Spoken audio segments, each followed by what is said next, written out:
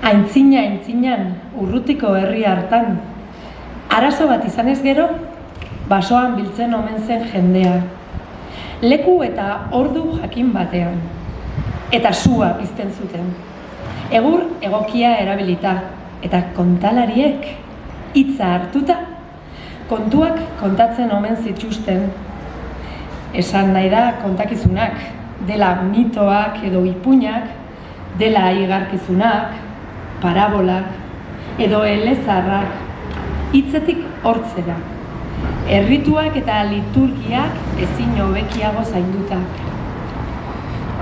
Eta igaro omen ziren belaunaldi zaharrak, eta iritsi berriak.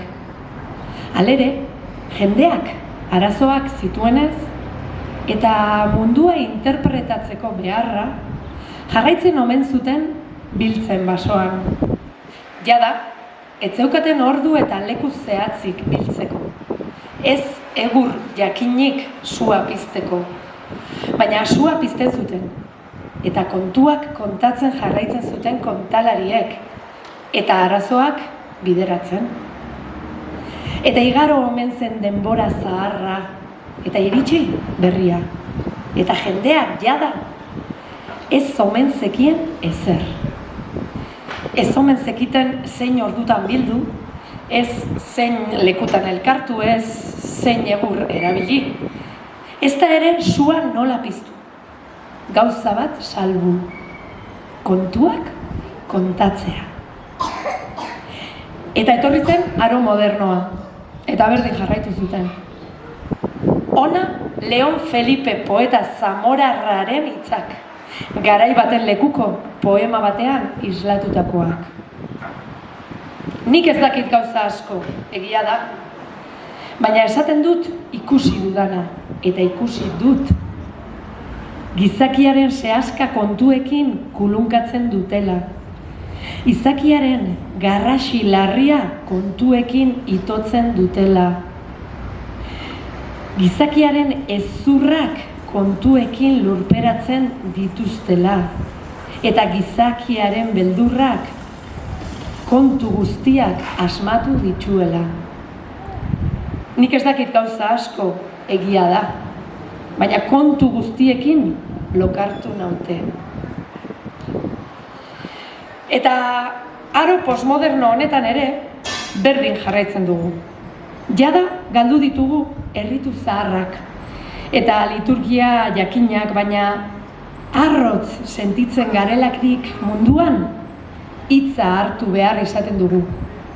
Eta kontuak jarraitzen dugu ahoz partekatzen, elkarri begiratuta, elkarren presentzian, aurrez aurre, bizi-bizi, gure gaur egungo basoetan, dela liburutegian, dela ikastetxean edo dela etxean, nola aurrei ala nagusiei, zeren horrela goxatzen baikara, eta izaten baititugu harremanak gizakiok.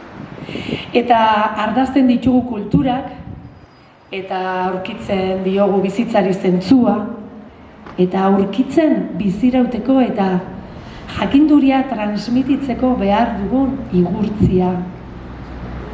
Egia da, gaur egunean, kontua kontatzeko formato asko ditugula. Bai zineman, bai telebistan eta nola ez, Avatarren aplikazioetan adimen artifiziala lagun dugula. Dena den, teknologia, gizakiok jarraitzen dugu ahozko kontuen beharrean. Esaten dute hasiera hartan bazela hitza. Eta hitza omen zen bizia eta gaur egunean ere alaxe jarraitzen duela izaten. Horregatik, gaur egunean ere, elkarrengana bilduta hitza hartzen dugu. Eta elkarrekin jarraitzen dugu, ahoz partekatzen kontuak, bizi-bizi.